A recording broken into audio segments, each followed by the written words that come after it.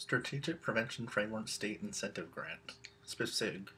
What we know about the consequences of alcohol for the American Indian and Alaska Native population in Douglas County. Indicator: drinking and driving among youth, grade 11, 2010, 16.7%, approximately 6 of 36 students. 2012, 2.1%, approximately 1 of 48 students. Difference: decrease from 6 to 1, with varying denominators, which accounts for the percentage difference. It looks like there's a significant percentage change. 16.7% drops to 2.1%. Look over at the far right-hand column. In 2010, there were 6 11th grade students, American Indian and Alaska Natives, who reported that they drank and drove. In 2012, there was 1 11th grade student, American Indian and Alaska Native, who reported that they drank and drove. A change from 6 American Indian and Alaska Native students to 1 student affects the percentage drop. There's a difference of just 5 people. This isn't good data. It's not reliable. It doesn't really tell us much. We got some better alcohol-related crime data from Lieutenant Russell on August 21st, 2012. We're not going to go through this extensively, but if you look at the first column, it just says indicator from 2011. Second column is the subset, which is all highlighted in red. Third column is the total or overall numbers of people, and of course in the far right hand is the percentage. If you drop down to the 5th row, where it says county incarceration, 359 people were incarcerated. Overall, 618 people had charges or contact with the police. That means approximately 58.1% of people who had contact or charges actually sat time. Drop down to the last 2 rows. I think we'll notice a difference between people who have alcohol charges, or where alcohol is a factor in their contact with the police. 44 people, 42 of them actually sat time. That's an incarceration rate of approximately 95.5%, compared with the overall, which is 58%. That is huge. So when someone is consuming alcohol and they have police contacts, their likelihood of actually sitting time is very high, a lot higher than the general population. There is one problem with this data, though. It comes from Lincoln County Jail statistics relating to American Indian and Alaska Natives who live there and have dealt with some alcohol-related consequences. No such data on American Indians and Alaska Native population actually exists in Douglas County. Here's why. In 2013, it was estimated that approximately 106,940 people lived in Douglas County. 2,032 people self-reported as being American Indian and Alaska Native. That's 1.9% of the population. American Indian and Alaska Natives represent a small percentage of the entire population in Douglas County. It's a really small group. Here's what we were able to get from 21 police officers at the Douglas County Sheriff's Office. They took time out of their day and filled out surveys for us. All of the officers who responded indicated that 12% or less of the population they had contact with are American Indian and Alaska Native. All of the officers who responded indicated that they've run into 50 or less American Indian and Alaska Natives. One officer said even after working for 25 years with the Douglas County Sheriff's Office, he's maybe met 10. 3 of the 21 officers who responded to our surveys see alcohol as a big or a high concern for the American Indian and Alaska Native population. 7 of 21 see alcohol as normal or the same or no different or medium or moderate problem. When comparing it to the mainstream culture, they don't really see it as much different. 11 of 21 see alcohol not as a problem, or it's really not applicable, or none, low, or of little concern. And this is very telling too, and we'll clarify that here in a bit. 16 of the 21 police officers could identify at least one alcohol-related consequence. And one of them said it's probably the same as other groups. He said, you come to expect alcohol to be a factor in a lot of crimes, and he said, well, most of them can report seeing alcohol-related consequences with the Native Americans they come in contact with. His explanation was as well, you could see that with any group who you come into contact with. 8 of 21 police officers reported that 0 to 20% of their contact with American Indians and Alaska Natives was due to alcohol. 8 of 21 reported that 25% to 50% of their contact with American Indians and Alaska Natives was due to alcohol. 4 of 21 officers reported that 60% to 100% of their contact with American Indians and Alaska Natives was due to alcohol. Now, you figure these are police officers, these are people that are in the trenches every day. They have a lot on their plate, they're pretty busy.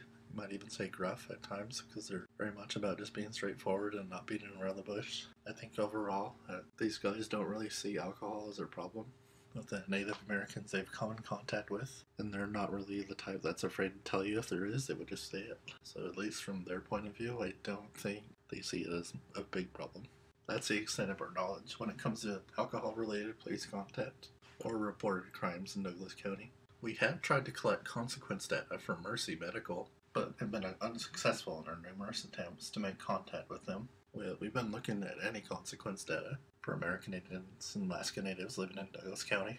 Things like diabetes, alcohol-related injuries, cirrhosis, etc. We were able to ask numerous Cow Creek Health and Wellness employees and even members from our own Behavioral Health Advisory Committee, BHAC, some of whom work in addictions and would be aware of alcohol-related consequences in Douglas County. We broke it down into 3 groups here. First group of 12 say 75 to 100% of clients are American Indian Alaska Native. 7 out of these 12 say 200 to 1,200 clients a year that are American Indian Alaska Native.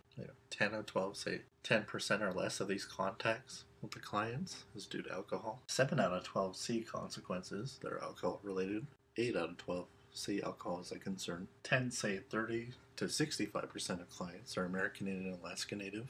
10 out of 10 see between 100 and 500 a year. 8 out of 10 say 25% or less of these contacts is due to alcohol. 9 out of 10 see consequences that are alcohol related. 10 out of 10 see alcohol as a concern. 8 say 0 to 25% of all their clients are American Indian Alaska Native. 4 out of these 8 see 30 or less American Indian Alaska Natives in a year. 5 of 8 say 15% of or less of their contact is due to alcohol. 4 out of 8 see consequences that are related to alcohol. And 7 out of 8 see alcohol as a concern. It's essentially the same report, only it's more visually obvious, you might say. You can see the 75 and 100% group. That's the largest one. It's 12. The 30 to 65% group is 10. And then the 0 to 25% group is 8.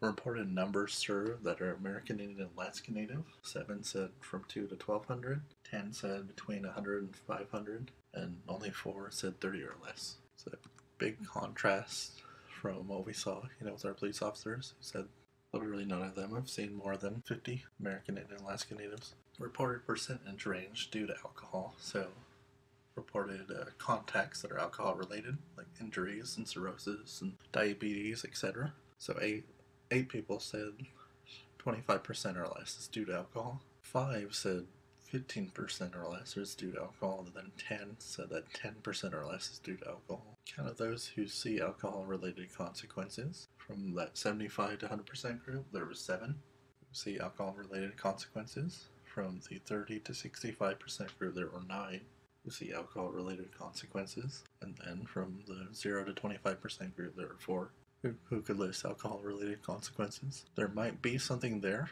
The truth is, we don't know. We do have this data. It's a trend.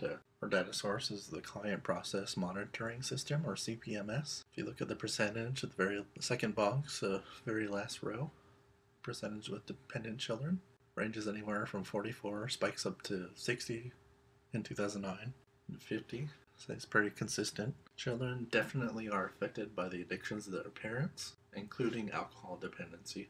And that's the part that should make us concerned. We also have this data. It can be difficult to make conclusions with data like this. It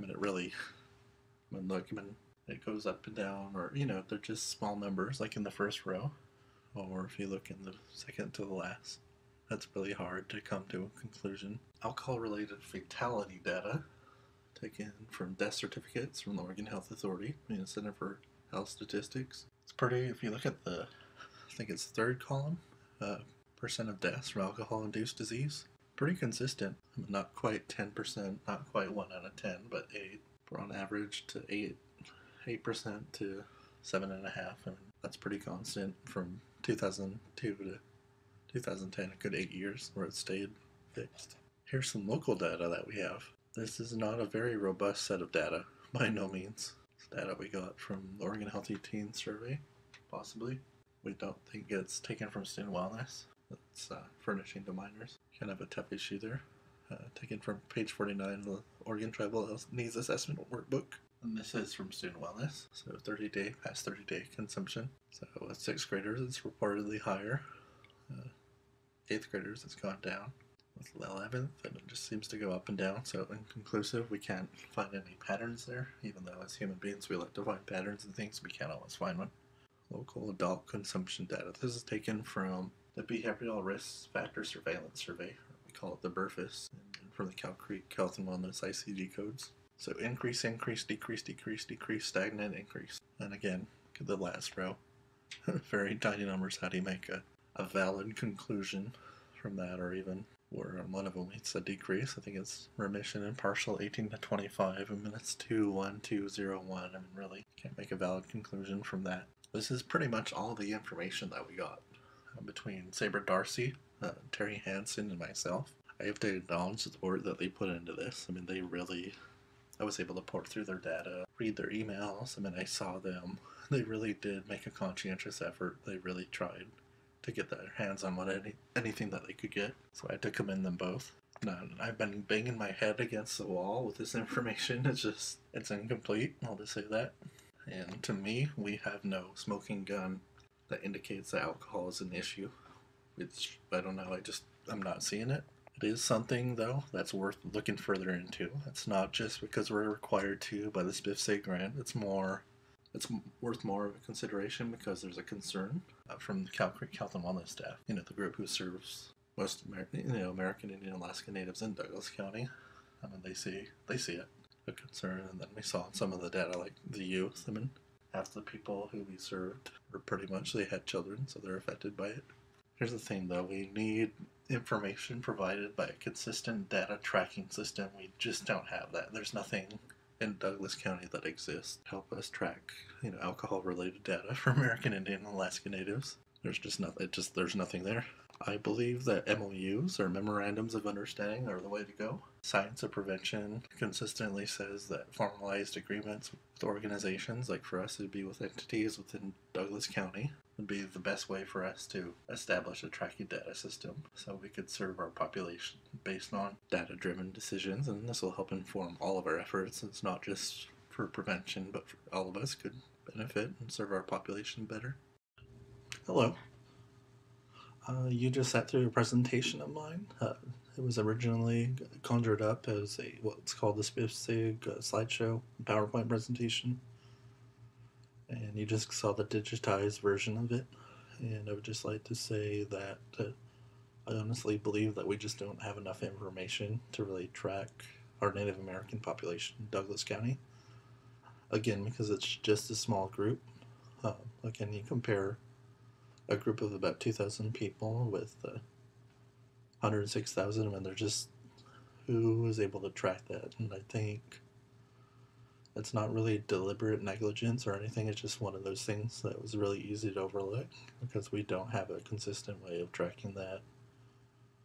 And that's where all of us, we come in as a team, and where we had to reach out to the agencies in Douglas County, like ADAPT, like Mercy Medical, Douglas County Sheriff's Department, law enforcement in general, the school system, really anybody that tracks information already. And we had to establish memorandums of understanding with groups like that and have formalized agreements, basically where we agree to share information, and kind of goes both ways. And that way we all have a chance to kind of track trends, you might say, of things that are alcohol related, and that's really what we need in prevention, because there really is a science behind it. We can't just, I would just say, gone are the days where we guess about the work we do, or we don't just go with our own gut instinct. We actually have to, they're requiring that we base our decisions on data, and that we implement basically evidence-based practice according to the science behind prevention. And that's really why I encourage this group, anyone who's listening, to kind of support this.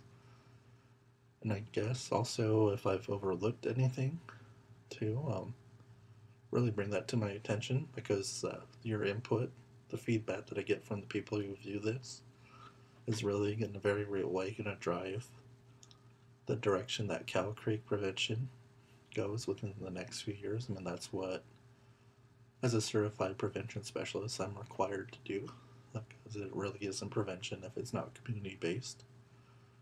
And that's from the top, from the tribal board all the way down to the little boy and the soccer mom and everybody in between. It's really vital that we get your input on this matter. So I'd just like to thank you for listening to this presentation. And also I'm available pretty much for any questioning. You name it. If you need me to be someplace, call me, email me. I'm available for clarity, or if you need further explanation, or if you had questions, or if you'd like to see the tribal workbook, I'd be more than happy to provide any and all of my SPF SIG information with anyone who needs it. So I'd just like to thank you for your time and consideration. And bye-bye.